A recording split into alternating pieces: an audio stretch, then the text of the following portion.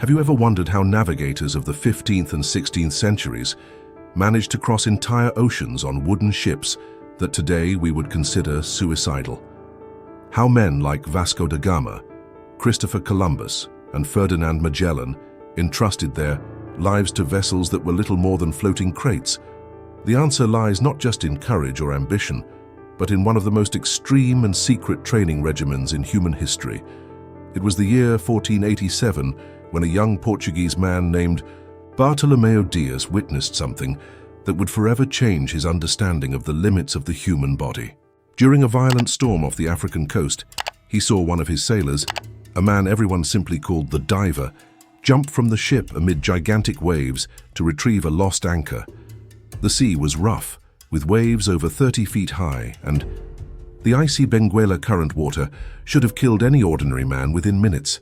But the diver was no ordinary man. He remained underwater for so long that the crew began preparing to pray for his soul. 15 minutes passed, then 20. When he finally emerged from the dark waters, he was not only carrying the lost anchor, but also accompanied by 2 giant octopuses that would serve as food for the starving crew. How was this possible? The answer lies in a secret tradition dating back to the times of the ancient Phoenicians, a lineage of men who dedicated their entire lives to becoming something beyond ordinary humans, something chroniclers of the time called men of the sea. Can you imagine what kind of training would be necessary to transform a land-dwelling human into a creature capable of surviving in the ocean depths? What you are about to discover will challenge everything you think you know about the capabilities of the human body during the age of exploration. In the ports of Lisbon, Seville, Genoa, and Venice, secret schools existed where this knowledge was passed down from master to apprentice. They were not official institutions, more like clandestine, guilds operating in the shadows of maritime society. The kings and queens of the time were aware of their existence, but turned a blind eye, understanding that these supernatural skills were essential to their expansionist ambitions. Recruitment began early, very early. Orphaned boys from the docks, usually between the ages of 8 and 12, were selected for specific traits that the masters had learned to recognize over generations. Long, flexible fingers, above-average lung capacity, and most importantly, a natural absence of fear of water bordering on the irrational. But what really mattered was something the masters called the call of the sea, a strange attraction to the depths that some rare individuals displayed from childhood.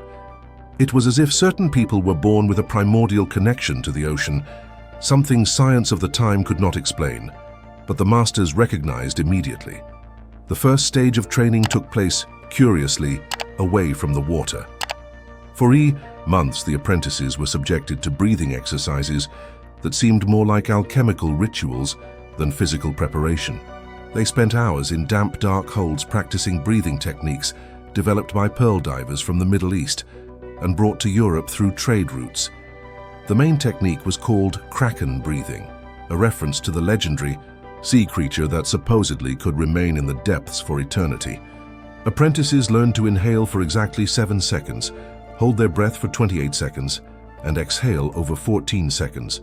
This 1:4:2 ratio was not arbitrary. It was based on observations of how marine mammals breathed when briefly surfacing. But why? Did this specific technique work? The masters of the time didn't understand the science behind the method, but knew it worked. What they had empirically discovered was what we now call the mammalian dive reflex, an ancestral reflex that allows aquatic mammals to conserve oxygen during prolonged dives. During these breathing sessions, something extraordinary began to happen to the apprentices' bodies. Their lungs gradually expanded, not only in capacity but physically. Ribs that in normal people were rigid became flexible, allowing a chest expansion up to 50% greater than the average population of the time. The second stage was even stranger. The future men of the sea were taken to coastal caves during low tide, where they were trapped for hours as the tide rose. They were not left to die. There were always air pockets carefully calculated by the masters. But the experience of being trapped underwater with only small amounts of air forced their bodies to adapt to extremely low oxygen conditions. It was during these experiences that many gave up. Those who couldn't endure the claustrophobic terror of being trapped in the depths were dismissed from the school, if they survived. Because yes, there were deaths, many deaths. Records from the time suggest that only 1 in 5 apprentices completed the basic training, but for those who persisted, even more dramatic changes began to occur. Their hearts literally changed size, developing larger chambers and thicker walls. Their kidneys adapted to process salt more efficiently, and even more impressively, their eyes began to modify to see clearly underwater. Did you know it is possible to train your eyes to function like those of a fish? The men of the sea of E. The age of exploration developed a technique they called depth vision. For weeks, apprentices dived into increasingly deeper waters with their eyes open, allowing the water pressure to gradually alter the shape of their corneas and lenses. The process was agonizing. Many were temporarily blinded. Others developed severe eye infections. But those who survived emerged with an underwater visual capacity that seemed supernatural. They could see clearly at depths where other men saw only total darkness. Meanwhile, their ears underwent an equally radical transformation. The extreme pressure of the ocean depths would normally rupture the eardrums of any ordinary person within seconds. But the men of the sea developed a technique called breathing through the ears, a method that allowed them to equalize pressure almost automatically. How did this work? The masters had discovered that by repeatedly diving to increasing depths, the eardrums became more flexible and resilient. It was a gradual conditioning process that took years to complete, but the result was the ability to descend to depths that would instantly kill untrained people. But perhaps the most mysterious aspect of the training was what happened to these men's blood. Chroniclers of the time described how veteran men of the sea had blood thick as honey and dark as red wine. It was not just a poetic description, it was an accurate observation of a real physiological transformation. Through years of exposure to low oxygen environments, their bodies began to produce extraordinary amounts of red blood cells. It was as if their organisms were creating their own super-concentrated oxygen system. The result was an oxygen transport capacity up to 60% higher than that of an ordinary man. This transformation did not go unnoticed. Veteran men of the sea had a distinctive appearance, skin with a characteristic bluish tint, prominent and visible veins all over their bodies, and eyes that seemed to have an almost hypnotic depth. Many were avoided by ordinary people who considered them more sea monsters than human beings, and maybe there was some truth to that. Because what really separated the true men of the sea from amateurs was their ability to voluntarily control their bodily functions in ways that defied the medical understanding of the time. They could slow their heart rates to levels doctors would consider fatal.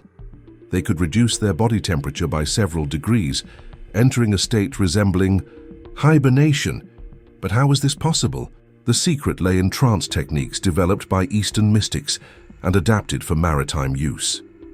The men of the sea learned to enter what they called the sleep of the depths, an altered state of consciousness where the mind remained partially alert, but the body operated in extreme emergency mode.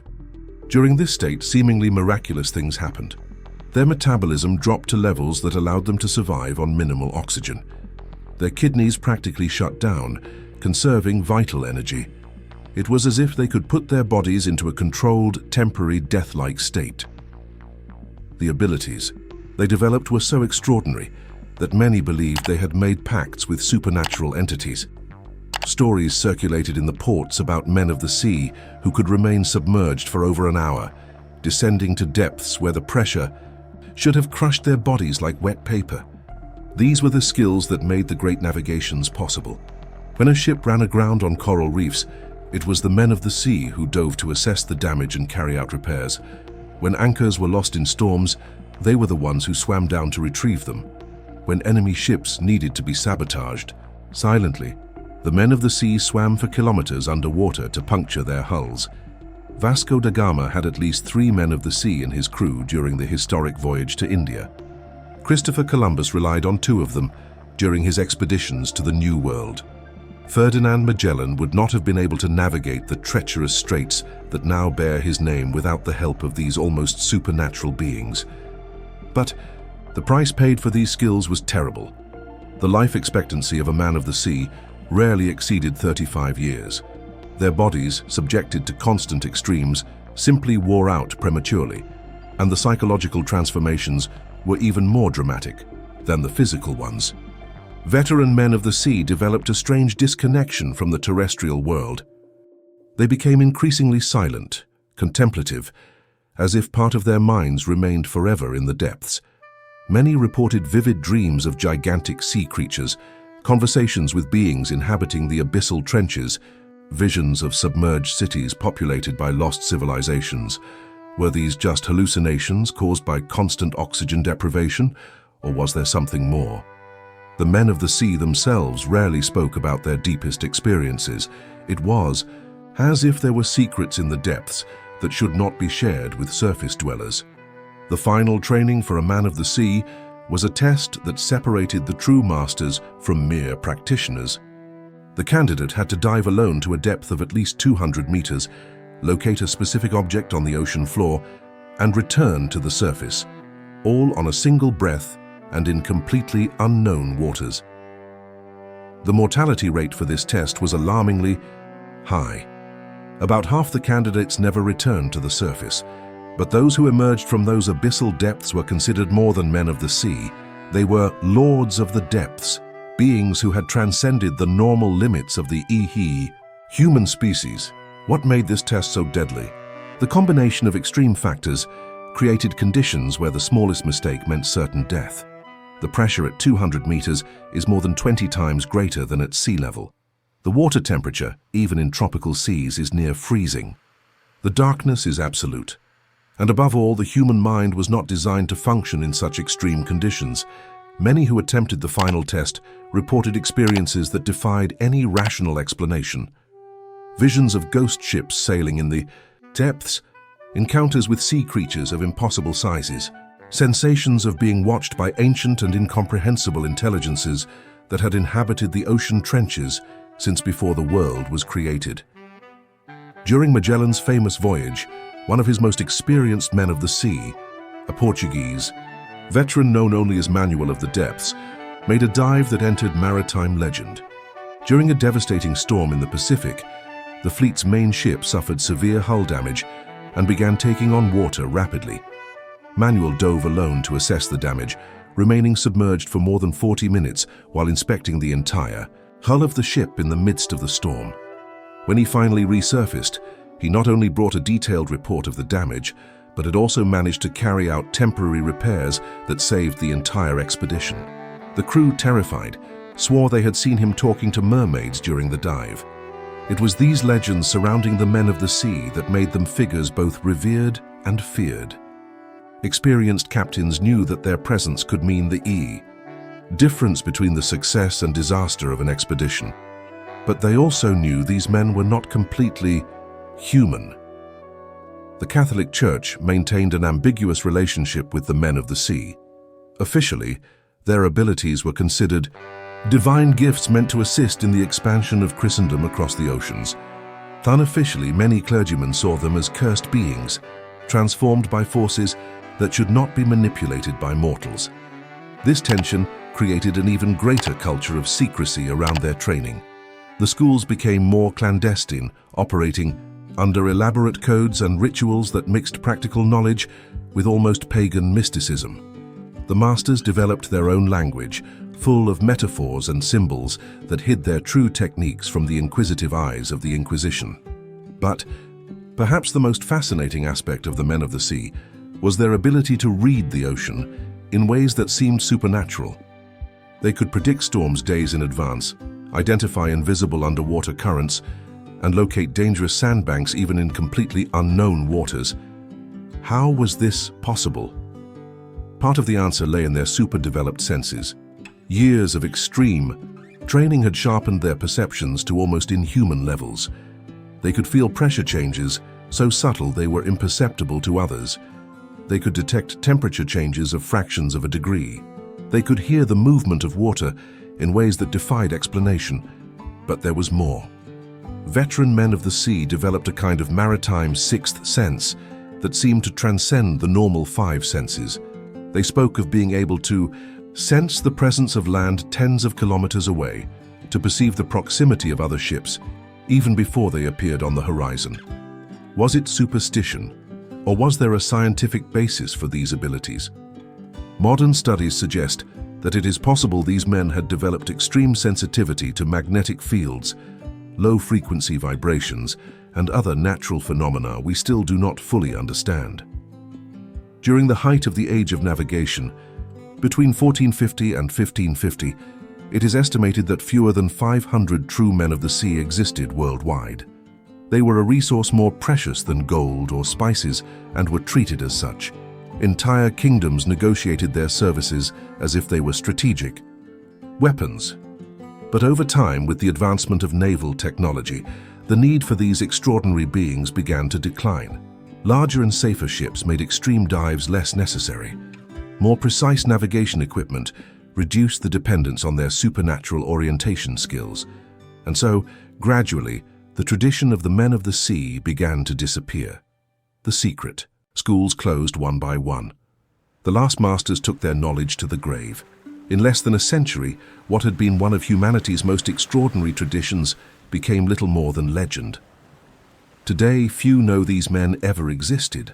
Their feats have been relegated to the realm of maritime mythology, confused with tales of mermaids and sea monsters. But the records are there, hidden in dusty archives of European libraries, waiting for historians brave enough to believe in the impossible. The question that remains is, how far can the human body really be pushed? The men of the sea, from the age of navigation, proved that our limits are far more flexible than we imagine.